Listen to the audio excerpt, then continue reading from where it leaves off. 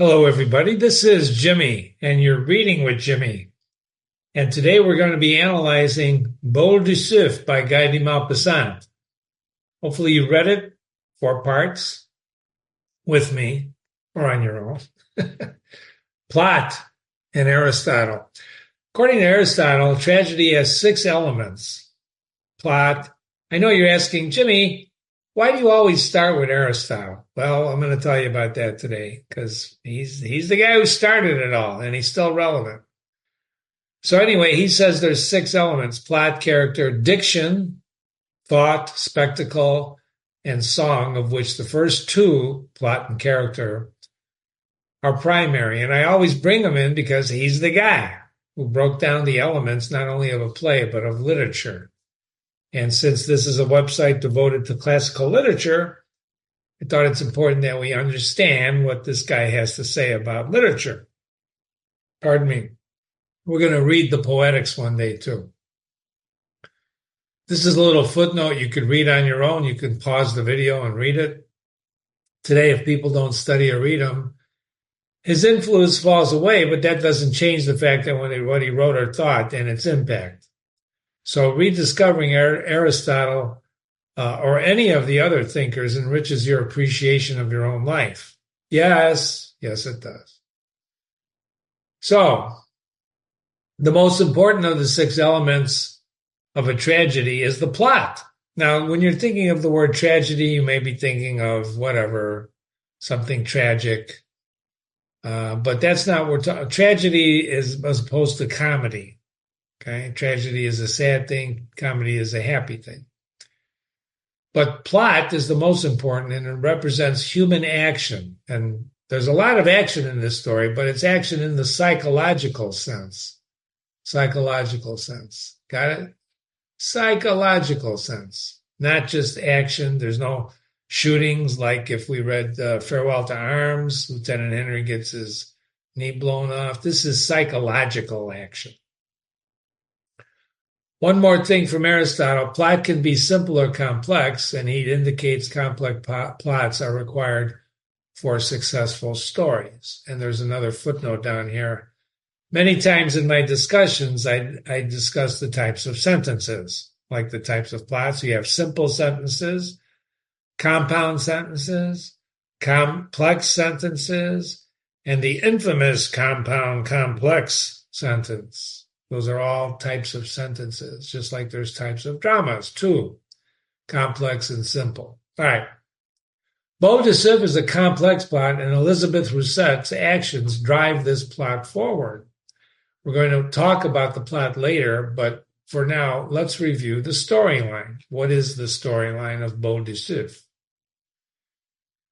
10 people want to get out of Rouen because of the Prussians for a variety of reasons, and they have a difficult journey, but they manage to reach Tots, which is also in Russian hands. You remember what happens on their journey to Tots. Boule de Suif shares their food. The officer in charge at Tots keeps them prisoners until Elizabeth sleeps with him, and 8 of the 9 people put tremendous pressure on her to do that. And when she finally does, they're allowed to leave. And unlike on the trip to Tots, where she did share her food, leaving Tots, the passengers, all 9 of them, do not offer her any food. In her haste to leave, she didn't take any. So that's the storyline.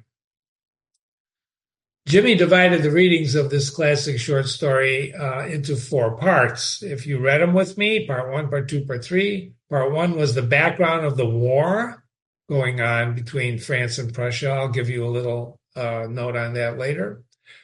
The coach and 10 travelers leaving Rouen, that's another part of the reading. And then the delay when they get to Tots, that's another reading. And then finally, how they are allowed to continue their journey. There's about 14,600 words, and the average length is 10 to 15,000. So we're within it, but it's a longer short story. I don't know why people classify these things like that. But if you read Farewell to Arms with me or Alice in Wonderland, those are novels. Those are long, very long books. I divided this into these 4 parts because it made sense for me to do that. But, you can read the whole story in one sitting if you'd like, whatever you'd like to do. Let me talk a little bit about narration. This is a third-person narrated story. That is, the narrator is outside the story talking to us about what happens to these individuals because it is third person as opposed to first person. There's only two types of narrators, inside the story or outside the story, if you'll recall. Because this is third person, we have to believe the narrator, what he tells us, or the story won't make any sense. So he's outside the story. It's, well, Jimmy, isn't Guy de Maupassant the writer narrating the story? No. Remember, we keep the writers separate. Maybe we'll allude to the writer a little bit sometimes, but for the most part, this is a third-person, omniscient, godlike narrator telling us this story. And you're going to find out, as you read this with me, there's different types of third-person narrators, right? Some of them comment, they make editorial comments like this guy did.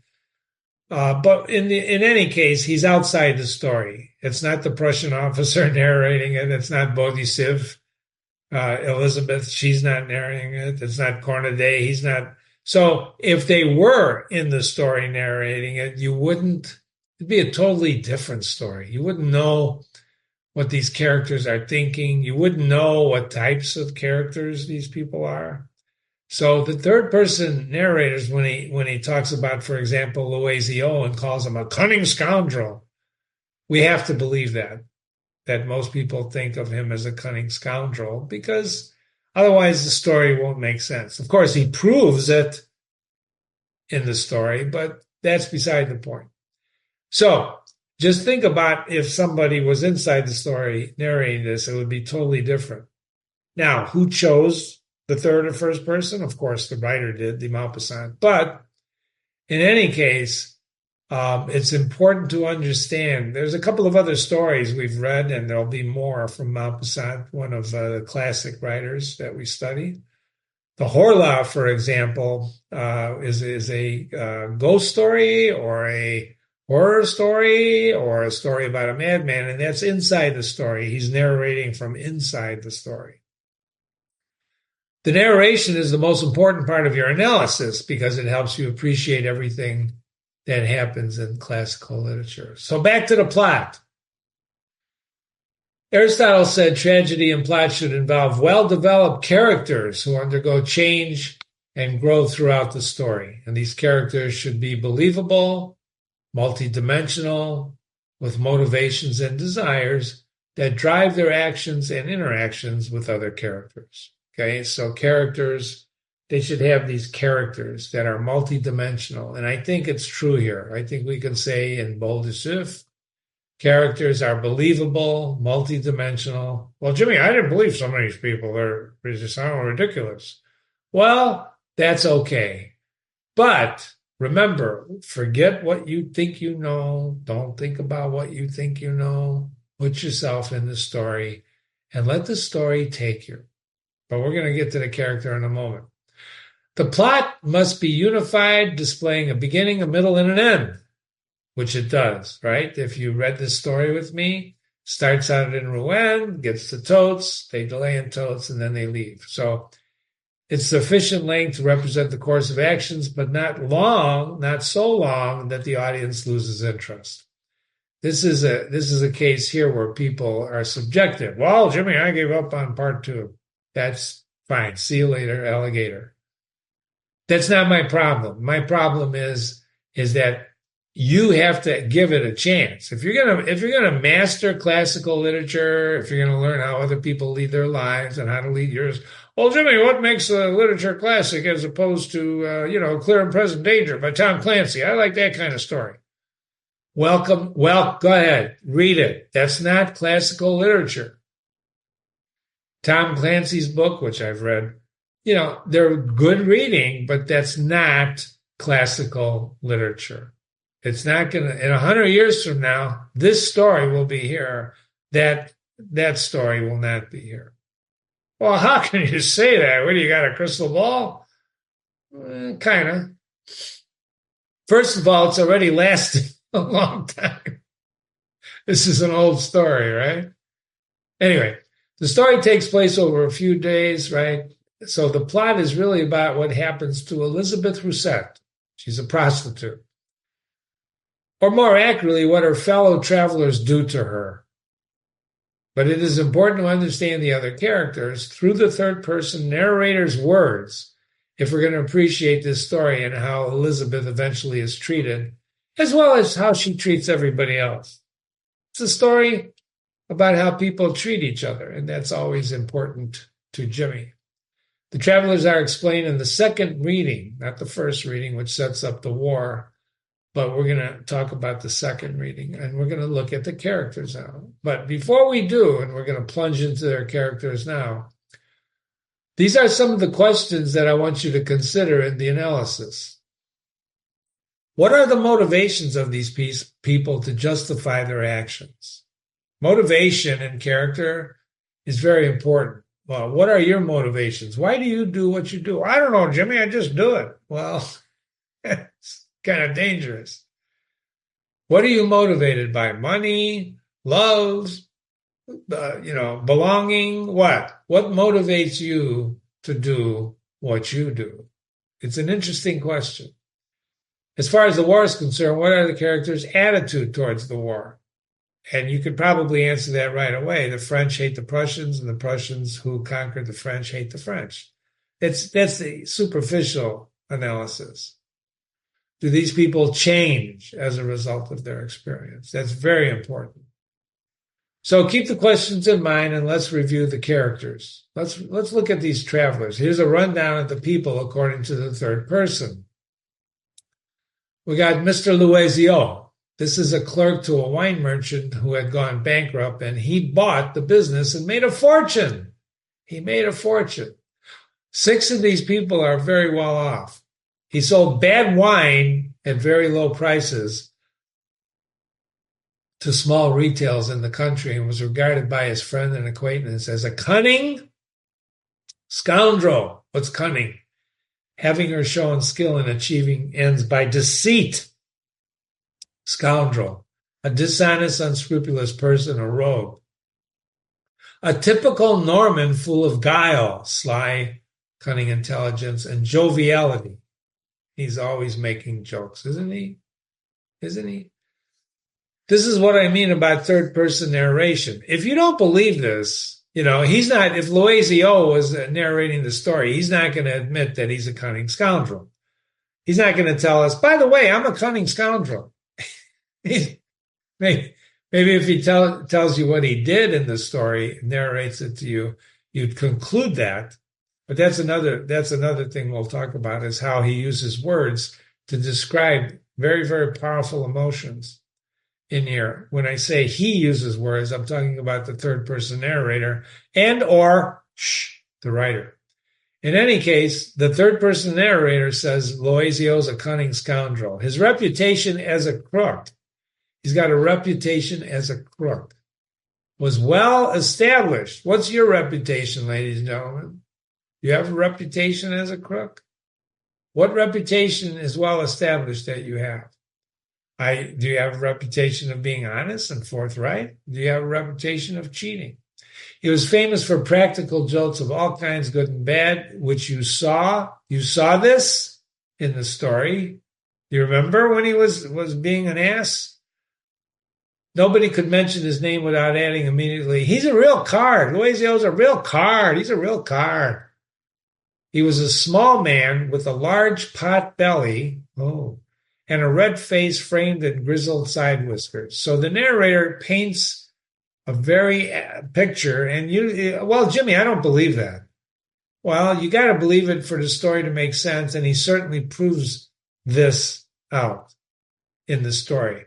If you go to the scene where Elizabeth is betting the Prussian officer so that they can leave town, when they made her do that, when they put some tremendous pressure on her to do that, and he's down there making jokes about pretending to hear what the hell's going on upstairs. This guy is just a jerk. His wife was a tall, stout, strong-minded woman, shrill-voiced, and quick to make this. Don't you wish we could understand real people like this? In this paragraph that I just read about Louisiana, you should understand the value of classical literature. Because you'll never know, you'll never really, truly know. You might think you know another person as being a cunning scoundrel. You might call somebody a cunning scoundrel, right? You might be called a cunning scoundrel, but you'll never know if they really are. In a third-person narrator story like this, where the narrator is in fact narrating this, we have to believe it. Otherwise, the story won't make sense. So accuracy or efficient, it's very efficient and accurate to believe this narrator. Otherwise, the story won't make sense. Because I'm sure you met cunning scoundrels. I'm sure you met people who played practical jokes, good and bad, right? Mrs. Louisa was a tall, stout, strong-minded woman, shrill-voiced and quick to make decisions. She ran the firm. She did the bookkeeping. So she's the money person. And while he kept the business alive with his jovial vitality, he keeps everybody loose. He's the sales guy. Mr. Carrere Lamondon was a man of substance with a solid position in the cotton business. And if you remember in the reading when he's introducing these characters, somebody made a joke or somebody made a comment about the snowflakes looking like cotton balls. We didn't know who that was, but we can assume now that this is the guy. He was the owner of 3 spinning mills, an officer of the Legion of Honor, and a member of the General Council, so he's a big shot. Well, Jimmy, I don't know what the Legion of Honor is. Well, look it up. Look it up. Look it up. I'm not going to tell you everything. I want you to do some looking up yourselves. Throughout the period of the Empire, the period of the French Empire, he had remained the leader of the benevolent opposition. When I give you a little hint on what we're talking about with the Napoleon, and the French Revolution. So during the period of the Empire, he remained the leader of the opposition simply in order to extract a higher price for his support of a policy which he fought with what he called gentlemanly weapons. What's that? Arguing in the lead, whatever, the council, the general council. Not everybody is organized like they are in America or in England, right? his wife, was much younger than her husband. He never tells us how much younger, but she's much younger, much. What could that be? I don't know. He's got a lot of money. I don't know. She'd been a constant comfort to those officers of good family who were quartered in Rouen. And who are those officers? Who are those officers, ladies and gentlemen? The Prussian officers. They were quartered in Rouen. She had been a constant comfort. I wonder what that means. She was dainty, a pretty little thing muffled up in her furs, gazing disconsolately at the depressing interior of the... She's depressed. She's depressed. She's leaving Rouen. Maybe she's not happy to be leaving Rouen. Why isn't she happy to be leaving Rouen? Think about it. The Count and Countess, Hubert de Breville, the Comte and Comtesse, bore one of the oldest and noblest names in Normandy. So in these social times, social classes, oldest, they come from monarchy, right? They're duches, they're counts. They have, right? So they bore one of the oldest and noblest. What's noble mean? Noble. Look it up. What's noble mean? The Count, an elderly nobleman of distinguished appearance, so paint him in your mind, did all he could to accentuate by the artifices of dress his natural resemblance to King Henry IV, who, according to the legend, which the family was very proud, had got a Madame de Breville with child, rewarding her husband by making him a count and the governor of a province. So he's been through his lineage, right? The King Henry got one of the de Brevilles with child, right? Fooled around, got her pregnant, and he And the king rewarded the family, right? Rewarded the husband because she was married. Scandal. Rewarded him with what? Governor of a province. Made him a count. So he got to be a count because the king fooled around with one of his ancestors. Now, isn't that the way you'd like to get to be a count? Right? So that their lineage, they're bastards, right? Bastard child. He served with Mr. Lamand on the General Council. So these guys know each other. The General Council is not just a few people, it's many, many, many people. And the story of his marriage to the daughter of a small native ship owner has always remained a mystery. So his wife is the daughter of a ship owner, and it's a mystery why the count would marry her. Why? Because she's a quote-unquote commoner, right? Social classes.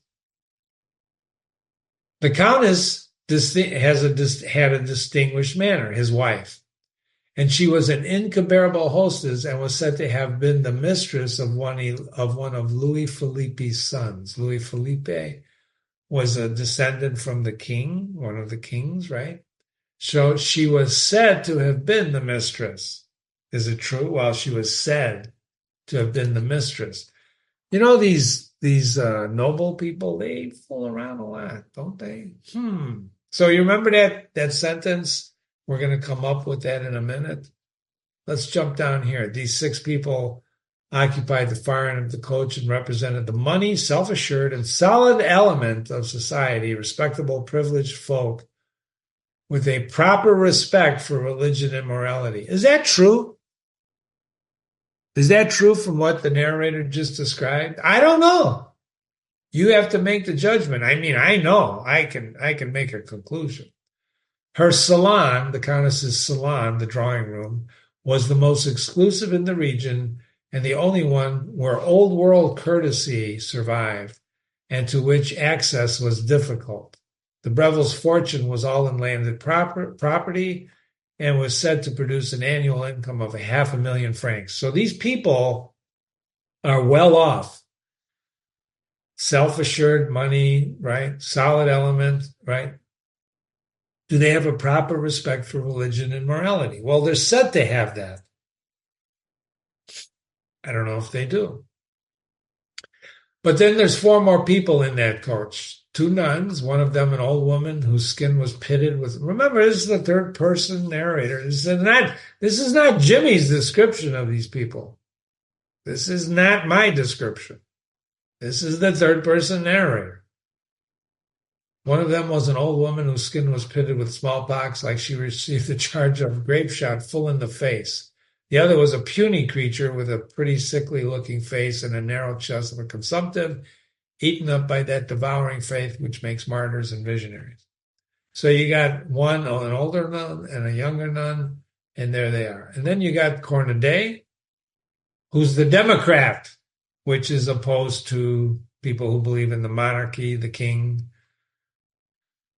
The terror of all respectable people. So if these people are respectable, this guy is the terror of them. Why is he a terror? Well, for 20 years, he's been dipping his long red beard in mugs of beer in the democratic cafes. There was a big revolution in France, et cetera, et cetera. We're going to talk about that. But that gives you a background. You don't need to know it exactly now, but you have to know that this guy is a blowhard.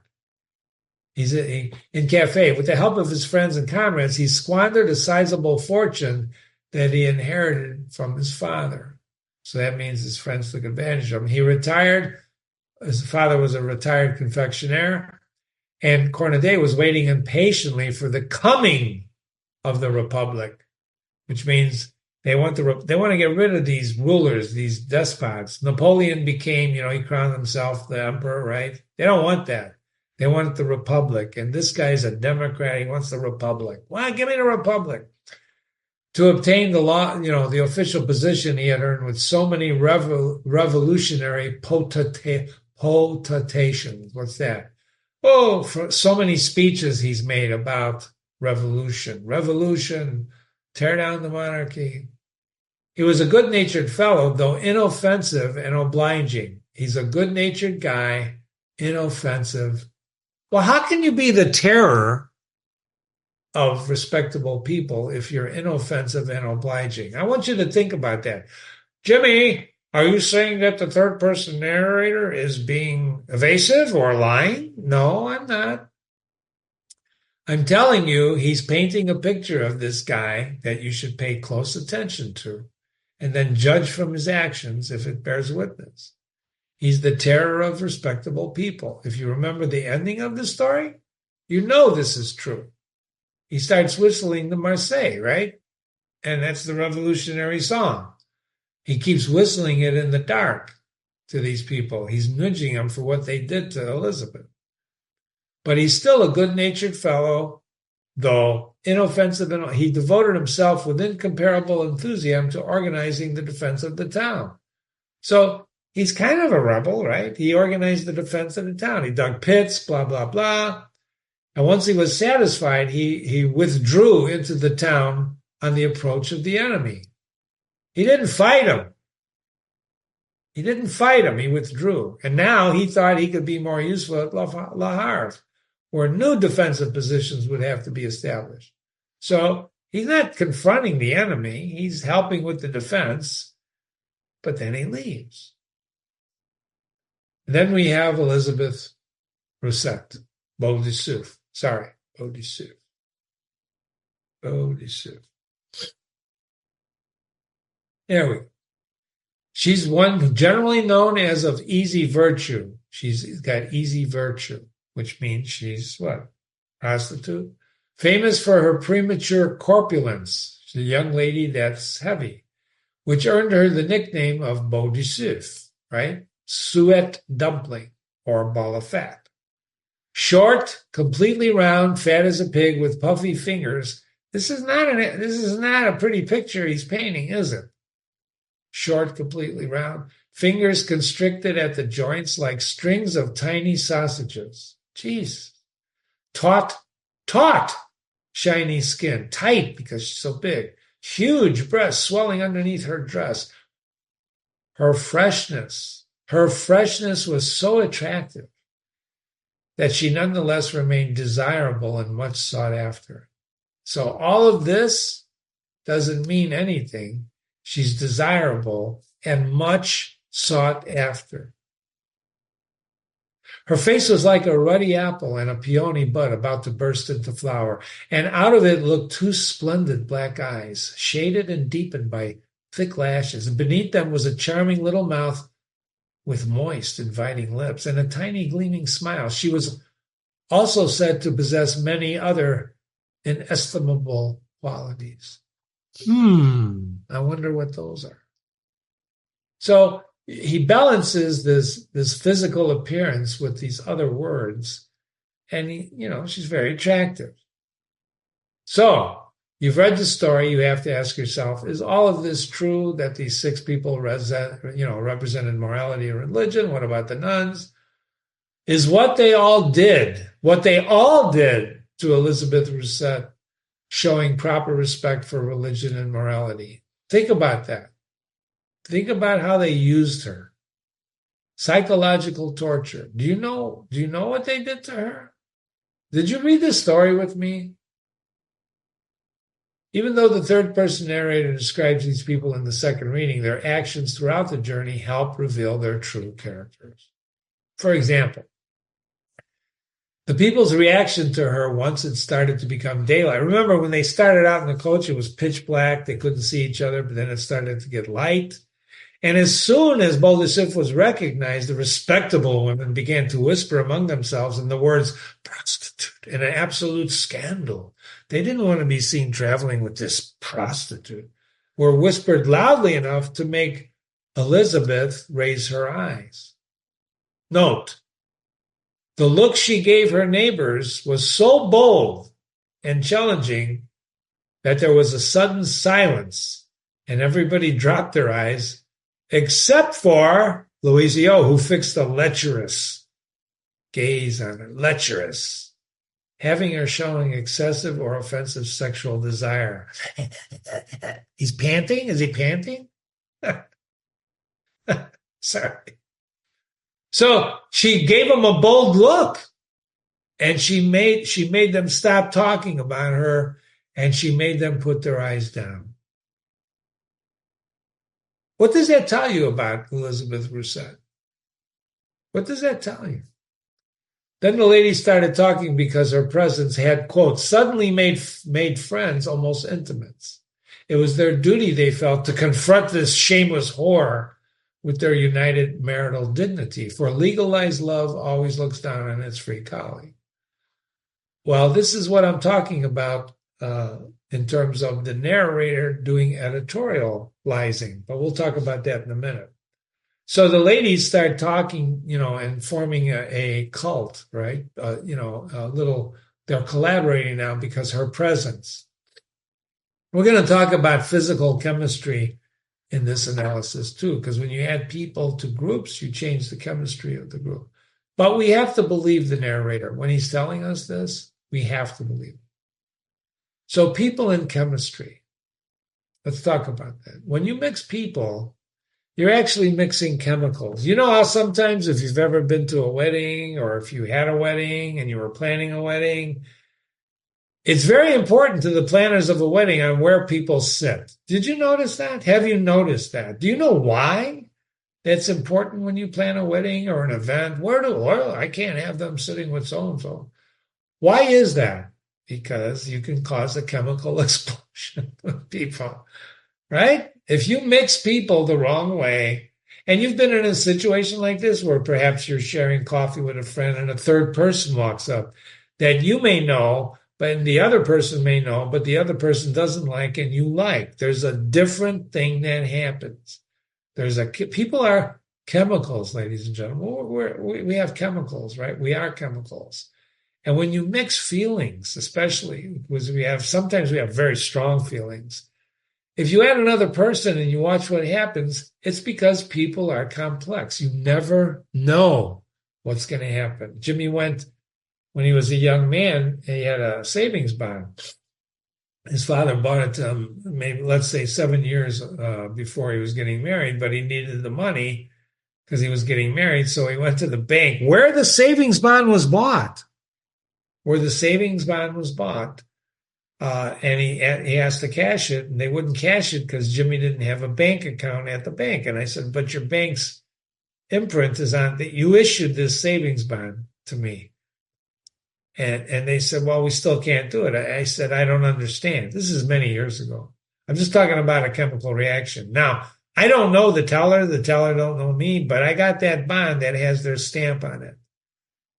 And I got so ticked off. In those days, I got ticked off pretty easily. The discussion was building and building and building. She called another teller over. She called them, and there were 3 of them now. And I'm standing there and I'm saying, so I'm asking you one last time, you will not cash and it was a $50 bond, right? This is not a big deal. I said, you're not going to cash this bond. And they said, no, we can't, sir. So I ripped it. I just took the bond and I ripped it up in front of them and threw it down. I said, well, here, maybe you'll cash it now. And I walked out of the bank. And you heard behind me, all this whispering going on. They couldn't believe it. I'm surprised they didn't call the guard on me. That's chemical reaction. That's a spontaneous chemical reaction. People react sometimes spontaneously. So keep that in mind. So when the narrator says legalized love always looks down on its free colleague, that's his observation. That's the third person narrator's observation. And so we have to believe the narrator or the story will not make sense. And if you read with Jimmy, you know that it does make sense the way they treat Elizabeth. It does make sense. Legalized love looks down on its free colleague. Well, first of all, she's a prostitute. It's not free. She's charging for her services. But legalized love means they're married, right? So they're looking at morality. I should have wrote that down. Let's write that down. Morality. Morality. We'll discuss that as we go. What is morality? I don't know if we're going to discuss it right now. You have to be the judge from your own experience when the narrator breaks from observations of people in the story with philosophy like this. The narrator seems to be jumping out of the story with some editorial comment, which is sometimes what third-person narrators do. Sometimes he jumps out, just like he did here. He kind of jumped on it. Legalized love, right? He was telling you suddenly they became friends. It was their duty to confront the whore with their united marital dignity, for legalized love always looks down on it. See, up to here, he was narrating what they were doing, and then here he editorialized a little bit. Now, you don't have to believe that, but you do have to believe it for this story, because it does make sense in this story. Let me give you another example. In the book of Job, which is in the Bible, it starts out, there was a man in the land of Uz whose name was Job, and that man was perfect and upright, and one that feared God and eschewed evil. So that's how the book of Job starts out. You have to believe this sentence. If you don't believe it, none of the rest of the story is going to make any sense to you. Maybe we'll read this story. I think we will. You have to believe it. It's third-person narration. Well, didn't God write the Bible, Jimmy? No. God did not write the Bible. Somebody wrote the Bible, so who knows, but it doesn't really matter. Remember, we don't care who writes these things. What we want to study is classical literature. And the book of Job is a classic piece of classical literature. Why, Jimmy? Well, because it's old. It stood the test of time. And a lot of people refer to this in classical literature. Those are the allusions. Remember the allusions, not illusions, the allusions that we talked about. And there's plenty of them in Boule de Suif. We're gonna study some Greek mythology too before we're done. Not today. You have to believe it because it's third person. And the narrator is saying Job was a perfect and upright and he feared God. The narrator is staying inside the story being told. You should read the story, and maybe we will read it one day here on this website. So he's not editorializing. He's just telling you that this guy Job was perfect and upright, and he eschewed evil. We're going to talk about in a minute the difference between telling and showing. He's not editorializing like this guy. Legalized love, looks down on love. Okay. In Boule de Suif, sometimes the narrator jumps outside the story with even further outside the story with editorial comments. And it's these comments that we have to take into consideration. We may or may not believe them depending on our own points of view, but the narrator is telling us this in relationship to what's going on in the story. He's saying this sentence here, legalized love looks down on its free colleague, because that's what's sparking these women to talk to each other when Boule de Suif is in that coach. You understand? Jimmy thinks you should think about these things and question them for yourself. If they make sense, they make sense in the story. Is this true today, that legalized love looks down on its free colleague? I don't know. The world today is very different than the days of this that happens in this story. So let's just stay in the story, right? Here's a few more observations from the narrator. In their darkened rooms, the inhabitants had given way to the same feeling of panic. This is when the Prussians first show up in Rouen. Aroused by natural cataclysms, those devastating upheavals of the earth, which wisdom and strength alike are of no avail. Wisdom and strength are of no avail. What? To cataclysms from the earth. An earthquake, if you've ever been in a hurricane and a tornado, something like that you're going to panic. Your initial, I don't know if you've ever felt panic. Jimmy's felt panic. You should all feel panic at least once in your life. You should, so you know what the hell it is, right? I don't know what is going to make you panic, but I tell you, if the earth started shaking below my feet, I would be feeling panic. I heard Yellowstone blew a gasket the other day. That would make me panic if you're watching a volcano or something. Anyway, for the same feeling is experienced whenever the established order of things is upset. when security ceases to exist, and when all that was previously protected by the laws of man or nature is suddenly placed at the mercy of brutal, unreasoning force. This is when he jumps out, and he's telling us this for a reason. The same feeling. What feeling? Panic.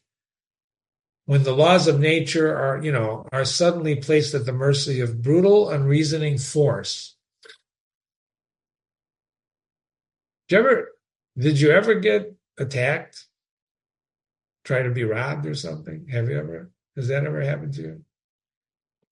Isn't that what the Prussian officer does at Tots to the travelers? The Prussian is brutal, unreasoning. He's keeping them there because he can. Very calm about it, but he's doing it. This is an analogy he's painting to give us a sense of what's going on in the story. Have you ever felt panic? What did you do when you felt panic? And I got I felt panic multiple times. Sometimes I ran like hell when I feel panic, and other times I don't run like hell, and that's a different story. And the outcome is not always pleasant. But in any case, if you feel panic, what do you do? What do you do? What did these people do when they felt panic? These people did feel panic when the Prussian, would not let them go. Another one, the conquerors demanded money, a great deal of money. The inhabitants went on paying up. After all, they were rich. We established that. But the wealthier a Norman businessman becomes, the more keenly he feels any sacrifice, and the more he suffers at seeing any portion of his fortune pass into other hands. That's an editorial comment for our benefit by the third-person narrator, and he's telling us that for a reason. Why? Well, because these people, money is money. Money is behind a lot of this story. But what does Elizabeth give up? She doesn't give up money. She does not give up money. What does she sacrifice? The conquerors demand money, lots of money, a great deal of money. And the people give them the money, and it hurts them. It hurts them. Why? Well, Norman businessmen, is that true of all businessmen? They hate to lose money. Jimmy was a businessman. I hate to lose money. I hate it. Did Jimmy lose money? Of course he did. In the crash of 2009, after 9/11, during COVID. But money is just how you keep score.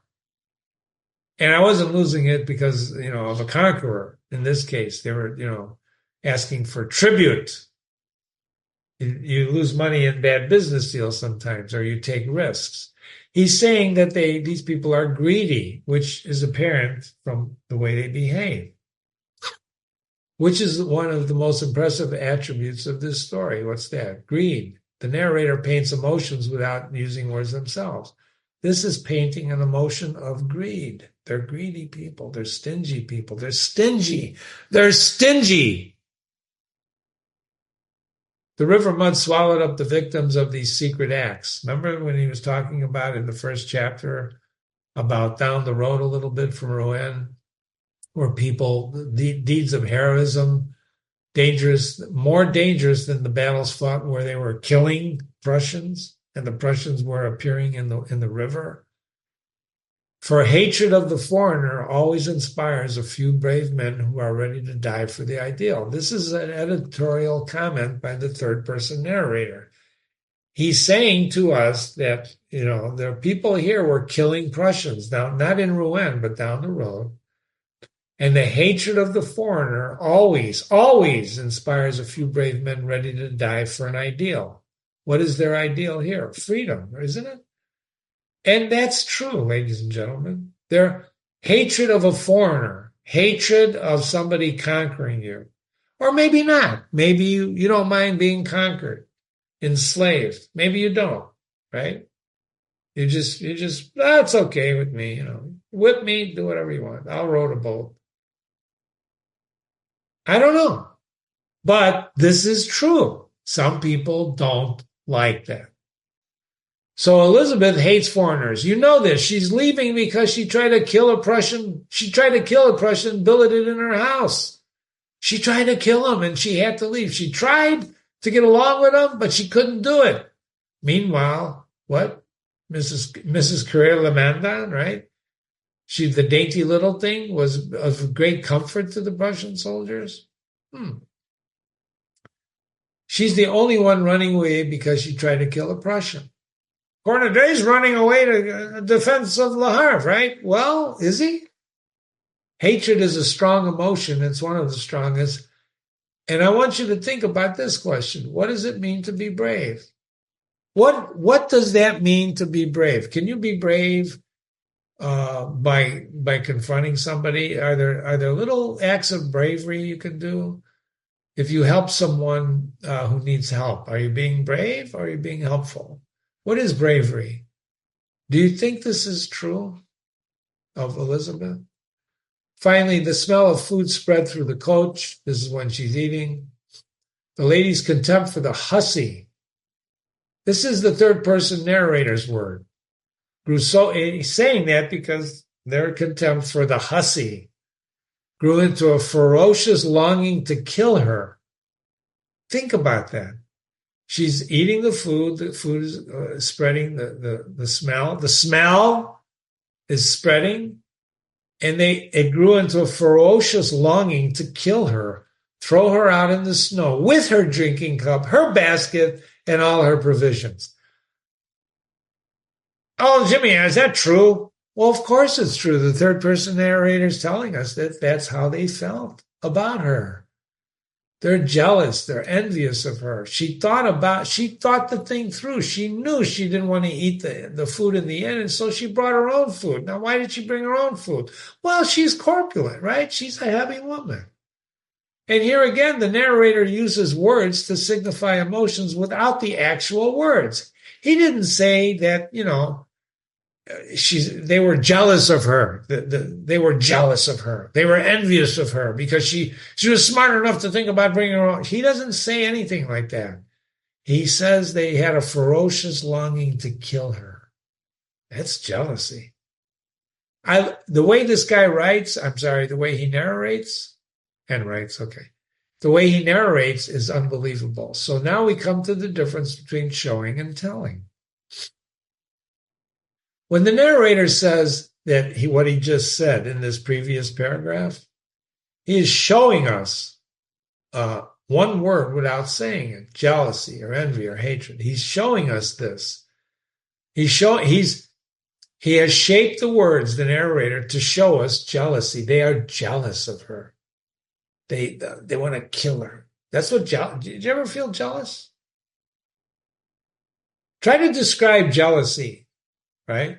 Well, if you were to feel jealous, you could describe it by saying you have a longing to kill somebody. Oh, I hate you. Right? I hate you. There's a huge difference between between showing and telling in narration. For example, in the third person narration, telling plays a large part. They're telling us stuff, right? The entire first few pages, which we're going to look at now, the narrator's telling us stuff, but he's telling us by showing us. He shows us something, even though he's still telling. It's important to know the difference. When you say Job was a good man, that's telling us that. And then we realize when we read the story, he shows us why Job is a good man. For several days in succession, remnants of the routed army had been passing through the town. They were not disciplined units, but stragglers. The men's beards were unkempt and dirty, their uniforms in rags. They slouched along without colors or regiment. He's describing a retreat. He's painting a picture of an army that has lost the battle. All of them seemed crushed, exhausted, incapable of thought, resolution, marching out of force of habit, and dropping with fatigue as soon as they stopped. This is beautiful narration, isn't it? Can you feel the army?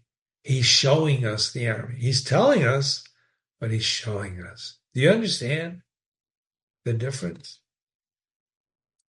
Another example in the second reading, part 2, what we read, is when the narrator shows us her kindness. when she offers them her food. He doesn't say Elizabeth Rousset was kind, just like Job was a good man. He doesn't say that. He shows us that. How does he show us that? By her saying, would you like something to eat? She shares her food.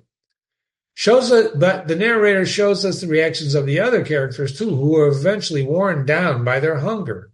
And note who takes the food first. Do you remember who took the food first? Louisio, right? That practical, cunning scoundrel, that joker. The narrator doesn't tell us her character. He shows it to us, as he shows us the characters of these other people who eventually plot to force her to sleep with the Prussian, whom she hates. She hates Prussians. He hates them. She tried to kill one. In other words, Elizabeth gives herself up for the safety and release of her companions. And the result is they do not share their food with her once they leave this town, as she did with them after leaving Rouen. Self-sacrifice, ladies and gentlemen, is an extraordinary quality. Self-sacrifice. When she's going, she shares her food. When she's leaving, she shares herself so that they can all leave. She's sacrificing her food and herself for these people. And how do they treat her in return? What happens to her? This is a remarkable woman who tried to kill the enemy, even more than Cornadet ever did. Remember, this is a Democrat revolutionary, let's talk revolution. To save everyone, they made her feel guilty enough to overcome her natural hatred. They practiced, in short, psychological warfare. Psychological warfare is sometimes even worse than physical warfare. Seriously, think about this. Well, wait, Jimmy, are you saying, is there another word for that? Bullying? You could say that. When you bully somebody, I know, Jimmy, everybody was bullied when Jimmy was growing up. But then, sticks and stones will hurt my bones, but names will never hurt me. Nobody believes that anymore because people take things way too seriously sometimes.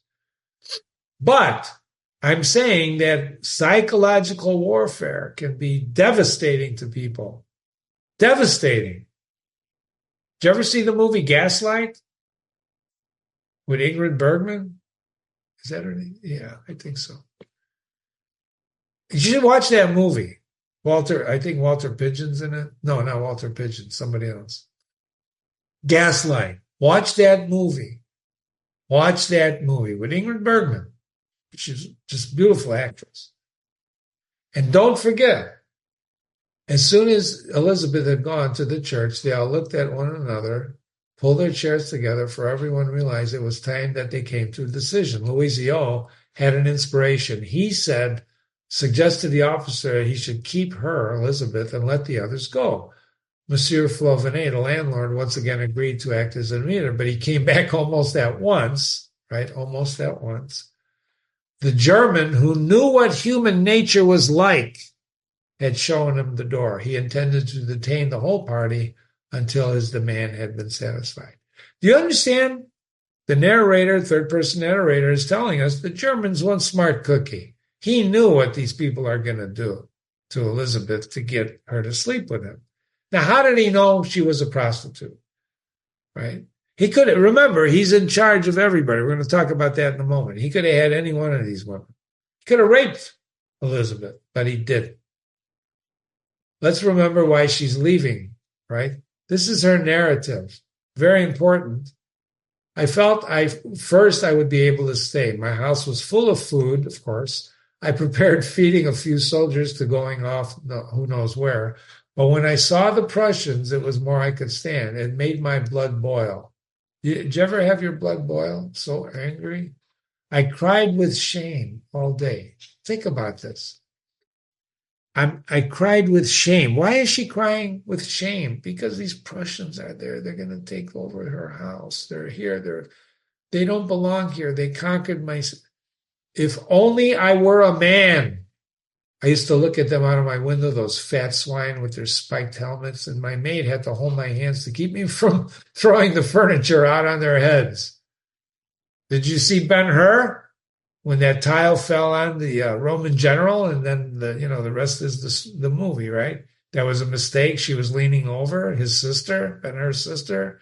She leaned over, the tile fell on the general. The rest is history. He gets arrested. She wanted to throw furniture on their heads.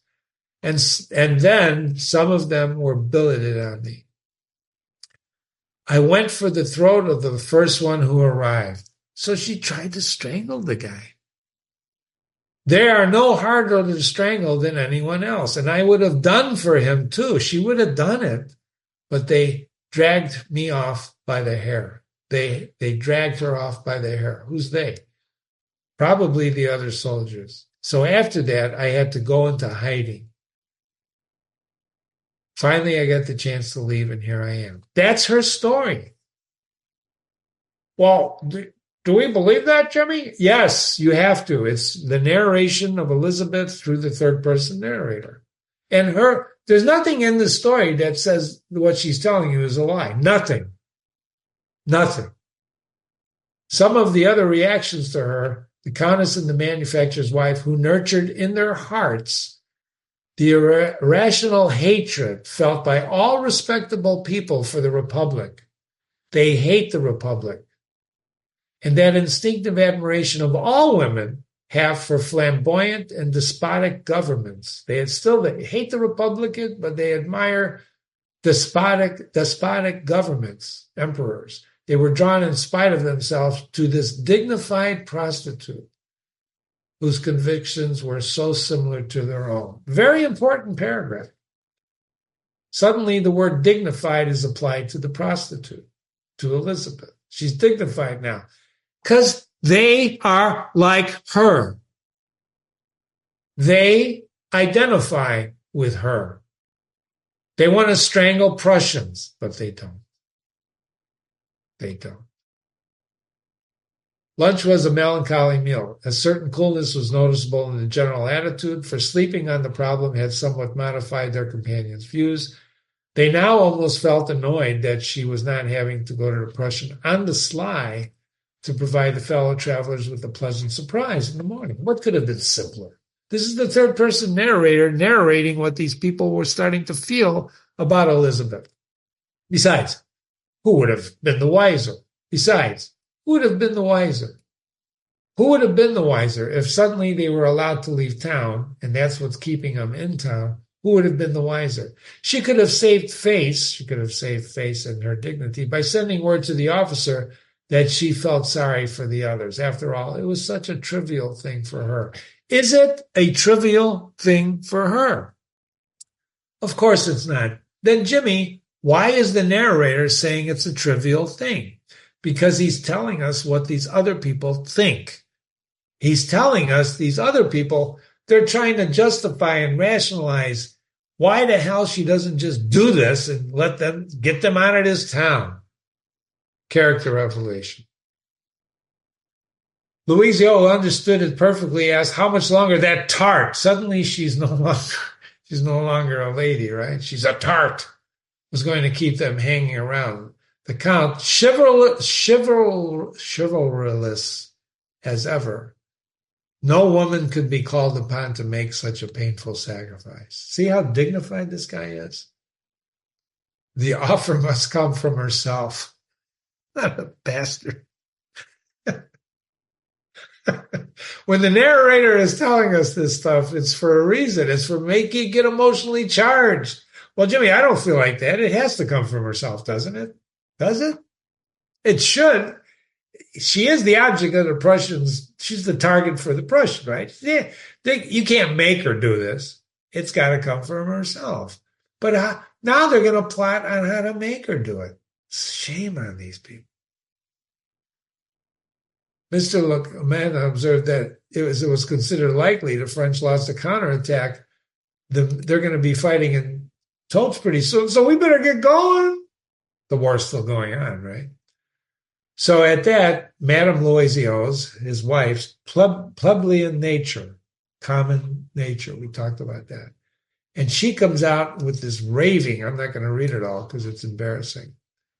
We can't stay here to die of old age, seeing that it's that slut's job to go with any man who wants her. You see what's going on here? They ate her food. They talk to her nicely. And now when their back's against the wall, she becomes a slut. What? These people are just, they disgust me.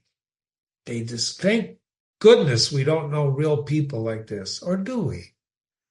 Or do we? He makes to do it, listen to this. He may have gone for a long time without it.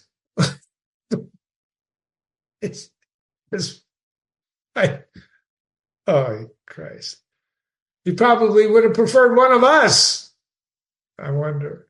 No, he makes do with a common prostitute. He shows proper respect for Mary. I don't mean to laugh because these are cruel people. But, when you're listening to this, you're in the story and you're watching these people and they just don't have any shame, do they? You read classics to find out, did you ever meet anybody like this? One of the questions you always have to ask, have I met anyone like this in my life? And if you did, you can recognize the truth of such a statement. If you haven't, then you can withhold your judgment and question whether or not this is true. But for the story, you have to believe that she's like this. Mrs. Loisio, she's like this. She's like this. Right? And if you've never met a person like this, consider yourself lucky. I have. Jimmy's step-grandmother used to make Jimmy's mother cry. She used to, they were lived, and she would just cry. Every time she'd see her stepmother, she would cry. When Jimmy was 17, and this happened repeatedly, at least once a week. For whatever reason, they would talk Polish. Jimmy's Polish. And Jimmy understood Polish, but, he never really learned it to speak it. But he just knew that she would make his mother cry. So one day, when she was in our apartment, and we lived in a kind of like a Polish commune, there were 6 apartments, and she came upstairs and she went to the kitchen and started talking. My mother started crying. Something happened to Jimmy. Something happened, right? Maybe Mrs. Loisio's personality came out in me, and I got up. I grabbed my step-grandmother by the arms, and I ushered her to the house, and I just ushered her to the door, and I said, just get the hell out of here. First of all, my mother couldn't believe what was going on. She started crying more, of course, and then my step-grandmother didn't know what hit her, and she left, and she never came back to our apartment again. Isn't that interesting? Isn't that interesting? My mother immediately, of course, ran downstairs where they lived on the first floor to apologize for me. And I said, Ma, you don't have to do that because I don't really, no. So the good news was I never saw my mom cry in front of my step-grandmother again. Of course, my step-grandmother, I don't think ever talked to me again either, which was no loss. Anyway, people are complex, aren't they?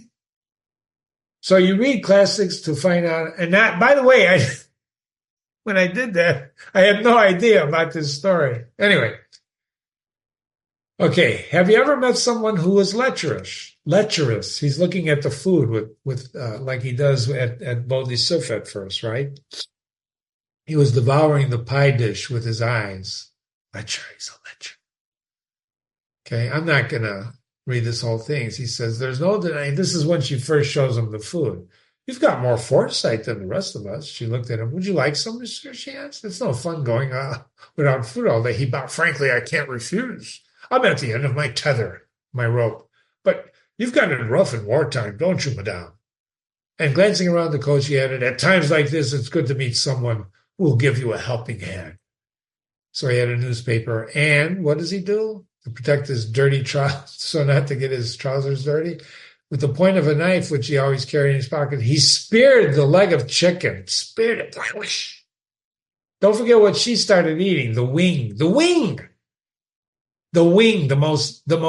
one without the meat. He spears a leg, and he tears at it with his teeth. It's an animal. Munched away with obvious relish. A great sigh of distress. So then she invites the nun to eat. and so on and so forth. So it is with everyone in the coach, and we have to listen carefully to the narrator. Okay. Aristotle defines tragedy as an imitation of action that's serious, complete, of a certain magnitude in language, embellished with kind of artistic ornament, pity and fear affecting things. In other words, a tragedy is first and foremost a representation of human action, the actions, et cetera, et cetera, et cetera. I'm not going to read all these bullet points now. They're going to come up in a moment, but this is what tragedy is. So drama is different than, because in drama there's no narrator, but there's a third-person narrator in the background showing us the actors in a drama. But we watch characters on stage, and here we watch the characters in the story. Their dialogue unfolds the plot, Aristotle's most important component of the tragedy. Narration is similar to drama, so now we can make a judgment on whether or not this fits his definition of tragedy. So a tragedy is first and foremost a representation of human action. Boule de Suif certainly qualifies for this. It represents human action of 10 individuals. The actions represented have serious, often dire consequences, and the characters are represented as elevated social status. This certainly qualifies here because we've got upper class people, and it does have dire consequences. They force her to sleep with this Prussian officer. They wear her down. They wear her down psychologically, playing upon her good nature. Don't you agree with that? They're not just elevated in social status. There are all forms of social classes in the society, but we do have elevated social status because you want to look up. You don't necessarily want to look down. The plot is complete, coherent, and whole and long enough to represent adequately the reversal of fortune. In this story, who's the hero? It's Elizabeth, of course. And her fortune is reversed, isn't it? From a rebel who was leaving Iran because she tried to strangle a Prussian, to maintaining her resistance when the Tote's commander said she was, you can't leave until you sleep with me. And he calls her in and tells her this without anyone being around him, and she says no. And to her eventually being worn down by her companions, she's humiliated. But do these people change? Do you think these people change because of her sacrifice? I do not. Do they maintain their characters? She gives in to them and sacrifices herself, and she's treated with contempt. Does she change? She does change. She gives in. She gives up of herself, right? And I'm sure it has an effect of her because she's crying at the end. She's crying. The language employs troops, figurative metaphorical expression, and other speech in the poetic meters. The language of Boule de Suif is simply translated from the French, comprised of elegant English using proper words. The mode of imitation of a drama as opposed to narrative. Boule de Suif is not a drama, or is it? It's kind of a drama. It's not a drama per se. It's not a play, Act 1, Scene 2. But it's a narrative, and nevertheless, it can be read as a drama with dialogue and action.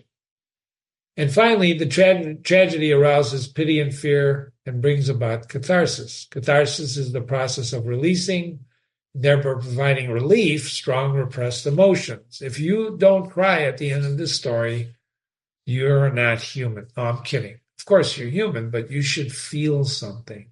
You should feel something. It's horrible. Ladies and gentlemen, it's horrible what they did to her.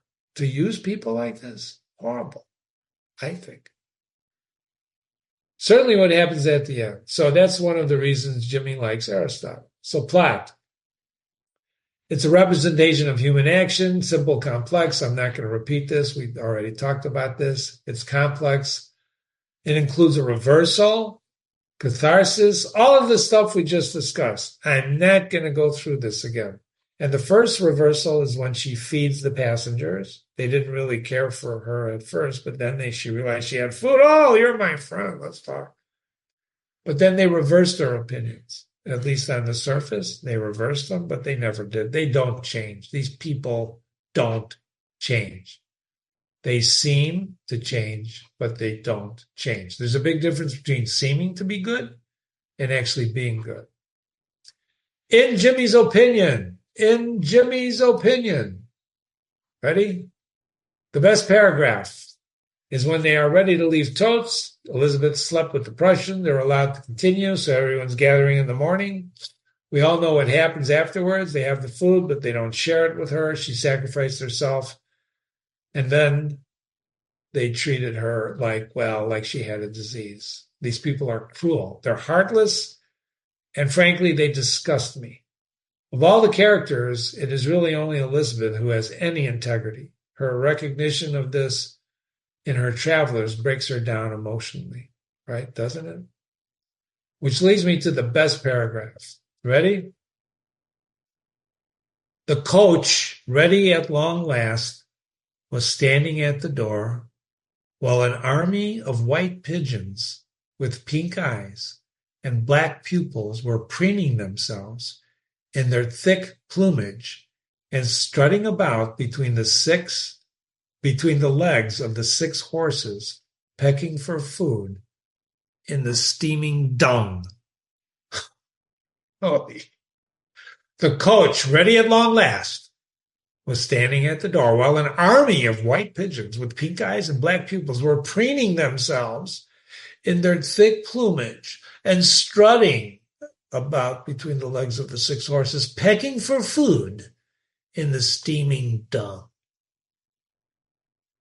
Food is an important element in the story. It's what Elizabeth shares with them.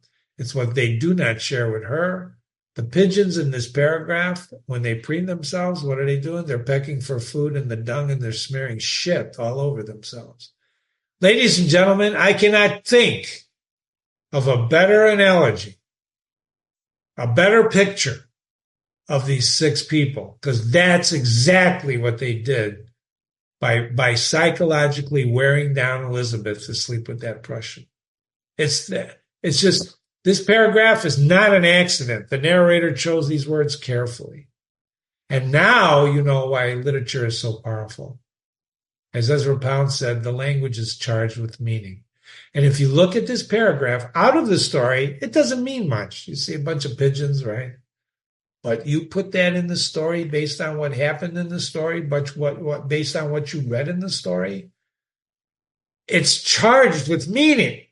You can just see these people, right? Oh my God, right? This is some background. I'm not going to read it to you. You can pause this video and read it yourself. This is some background on the French Revolution, and it was pretty brutal. A lot of heads were rolling. Napoleon took over. He crowned himself emperor, and that was going on with the Republic, with this Coordinate character. So you can pause this, read it. I'm not going to go over it. And I want to just give you a final note on power. The study of power has always been interesting to Jimmy. And what is power? Well, the dictionary tells us it's the ability to do something or act in a particular way, right? That's the ability to, or as a faculty or quality. You have the power to move your hand or you don't. You have the power to walk or you don't. You have the power to think or you don't. It's the ability to do something. It's the capacity or ability to direct or influence the behavior of others in the course of events. You can make people do things, right? When you work for someone and they tell you to, write this letter, you got to write the letter, right? So that's power, right? And of course, you've heard of abuse of power when, right? I can tell you stories about that, but that's power. Power is a very interesting concept. We all have power. We all have power. We have degrees of power. Some people don't even know they have power. Some people feel powerless. There's a great blog on powerlessness in customer service. If you've ever tried to call somebody for a part and you can't get it, you can't get satisfaction, a mistake, I had on the phone once, I'm powerless. I don't have the power to solve this problem. Well, then you're powerless. So there are actually many definitions, and you should look up all the definitions. But in physics, power is the time and rate of doing work. There's actually a formula for power. And I like physics. I'm not a physicist, but I do like physics and I do like math. So power is equal to work, right, divided by the elapsed time. Then you get power, sometimes expressed in watts, sometimes horsepower, sometimes differently. But we're not going to go into the weeds on this. I want you to keep in mind that power, the Prussian officer has the power in this story to keep them in toast till he gets what he wants. He has the power. He can force the issue, but instead he knows human nature and he lets these people do it for him. The Prussian uses his power to get what he wants by holding people against their will. The group plots to wear her resistance. She's very powerful. She tried to strangle a Prussian. She hates Prussian. She has power. And she's resistant to sleeping with the Prussian because she hates this guy. She hates him. Imagine doing something you hate to save people. So she gives in to the Prussian, and they use their power of persuasion. Elizabeth actually holds all the power because the Prussian wants to sleep with her, not by force, but by her willingness. So in other words, if she never slept with the Prussian, they'd never leave Totes. Who knows what the story would happen? So who holds the power? The Prussian officer or Elizabeth? Elizabeth has the power. She's the one with the power. Prussian looks like he's got the power. Loisio has a knife. He could kill the Prussian if he wanted to, but he doesn't. Who holds the power? Elizabeth does. He knows he can't persuade her, so he lets human nature go. Selfishness is one of the key motivators of this story. They're very selfish. Wouldn't you agree? Elizabeth is unselfish, as evidenced by her sharing her food and then her body with the Prussian officer. She thought about sharing her food a few times, but then eventually she did. And she loved food. She loved her country. But she hates the enemy. She hates the Prussians. And yet she's willing to give herself up to go against her natural instincts of hating this guy, hating the enemy, to save the people around her. And her reward for that? Humiliation. These characters reveal themselves through their action. Loisio is a clown, complete idiot, jokes about her. The Countess dreams of being seduced by him. The Count is manipulative. She has to offer it herself. They are disgusting. And if you've met people like this, are we people like this? Are you like that? Am I like that? What in our nature reflects what these people do to escape when you're trapped? Have you ever felt trapped? Do you feel trapped? What do you do when you feel trapped? What would you do if you felt trapped? What does trapped really mean? In the meantime, 5 or 6 miles downstream, this is the part where they're killing those people because of the enemy. What traps you? Do you share things with people, or do you keep them to yourself? These are not simple questions. But now that you know that this is a classic short story, you know why I love classics. Because they're not simple questions. Life is not simple. No one said it was simple. But the more you read these classical literatures and get exposed to these people, which I'm sure you've met in real life. I'm sure I can tell you stories, but time is getting short.